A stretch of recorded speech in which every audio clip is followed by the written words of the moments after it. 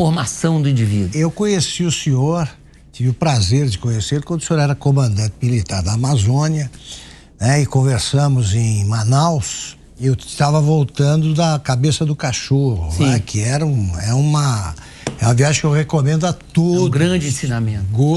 Era o general Mourão que comandava. Isso, Mourão. Isso. E o senhor me disse o seguinte: o senhor não gosta da expressão nações, né? Nação Yanomami e tal. E o senhor explicou por quê. Né? Não existe a nação italiana, a nação húngara, né? Eles também são descendentes de outros povos. Tá? Por que incomoda? O senhor falou do caso dos Yanomami, que poderia, eventualmente, né, num discurso da ONU, aquele Davi Yanomami, poderia proclamar a independência daquilo e daria problemas. Eu queria que o senhor analisasse. Ainda é assim?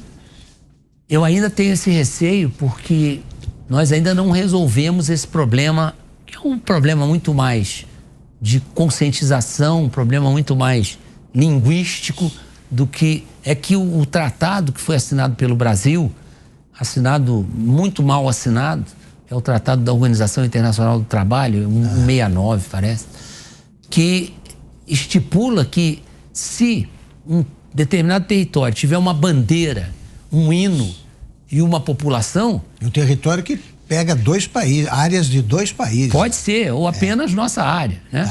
O caso dos Yanomamis é típico, né? Isso. O Yanomami, ele se estende desde de Roraima, isso, né? Ele entra pelo Amazonas, vai até lá no final da Cabeça do Cachorro. Né?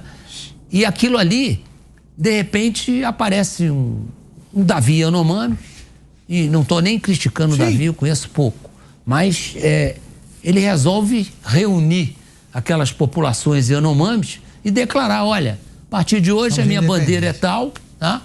O meu hino é esse aqui, foi feito por um grande compositor da Mangueira, e a partir de hoje a nossa terra aqui vira país Yanomami, né? Vai se queixar com o João Kennedy. São todos brasileiros, né, senhor?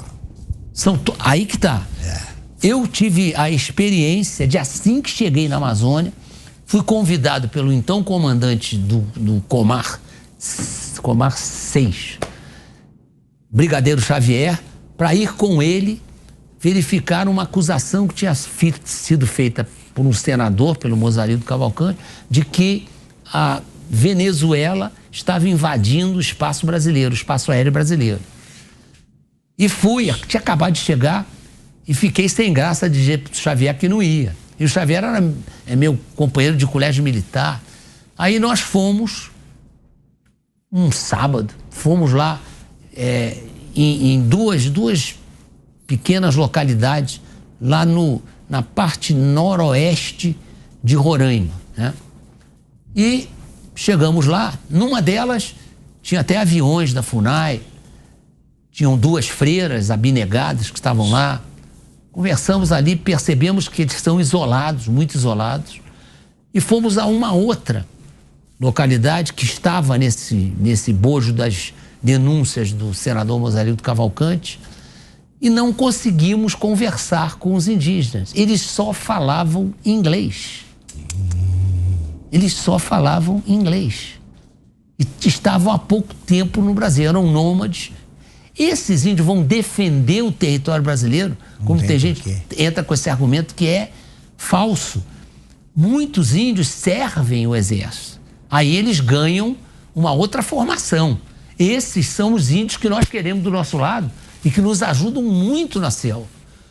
Os nossos mateiros, que são os homens do Centro de Instrução de Guerra na Selva, que trabalham com as patrulhas, não sei o quê, é impressionante. Eles são oriundos da própria Amazônia, a maioria deles indígenas ou caboclos. Eles têm um conhecimento da Amazônia que a gente não tem.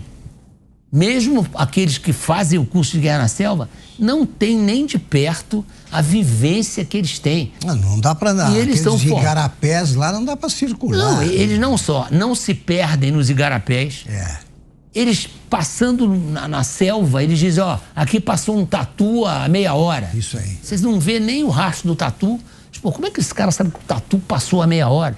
Porque ele viu o rabo do tatu, fez uma risca numa areia que está em cima de uma folha. É incrível. E ele percebe. Mas por que foi a meia hora? Não, porque há 40 minutos atrás estava chovendo.